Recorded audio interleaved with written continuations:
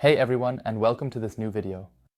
In this video, I want to talk to you about a Raspberry Pi alternative that I have recently acquired and show you what I use it for and what it replaces for me. But more on that after the intro. Enjoy! Yes, first of all, we need to talk about what kind of device we are dealing with. It is a so-called thin client, to be precise, from Fujitsu S.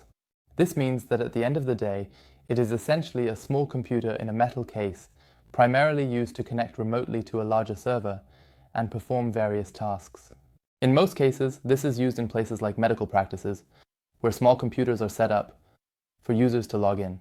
However, the actual login occurs on a central server, and in principle, the whole setup simply serves as a kind of remote desktop connection client. The devices naturally need to have a little bit of performance, as they usually have Windows installed, unlike a Raspberry Pi, and that in itself requires quite a bit of performance. Furthermore, it is of course a regular AMD processor and not, as in the case of the Raspberry or Pi, an ARM processor. One also has higher software compatibility when installing programs. The device itself comes in different configurations. I have here 8 GB of RAM, 16 GB of storage, which is a SATA SSD, and 1.5 GHz.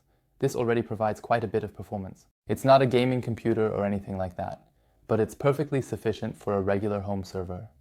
Additionally, it is worth noting that the name Thin Client indicates that the device is very, very small and compact. It can't quite compete with the size of the Raspberry Pi, but I'll show you a picture here in comparison to a Raspberry Pi. Well, it isn't that much bigger either. The nice thing is that you have a small device that definitely has more performance than a Raspberry Pi, and also manages a similar power consumption when idle. This means that if you don't run the device at full power, but rather just keep it in a normal idle state, the power consumption is very comparable, which was personally the main argument for me to use one in my home network, as electricity prices are extremely high. And accordingly, you don't necessarily want to have a ridiculously powerful server running 24/7, driving up the electricity bill unnecessarily. This is achieved by the fact that the Thin Client is not only equipped with a slightly narrower processor, but is also completely passively cooled. This means you won't have any fan noise or anything like that. On the board, there is a relatively large heatsink, which is more than sufficient to cool all the components. Last but not least, we also have the price argument, and here the Thin Client can be very convincing as well. Due to the current chip shortage, Raspberry Pis are in very high demand and are hardly available for sale, causing prices to jump by over 100 for the Raspberry Pi 4. However, these thin clients seem to be getting heavily phased out by medical practices, offices, and so on, which is leading to a significant drop in prices on eBay. And I found an eBay listing where the person was selling the thin client for $55, so I inquired about it for $50. The offer was accepted, and I received an additional eBay discount of $5, bringing the final price down to $45.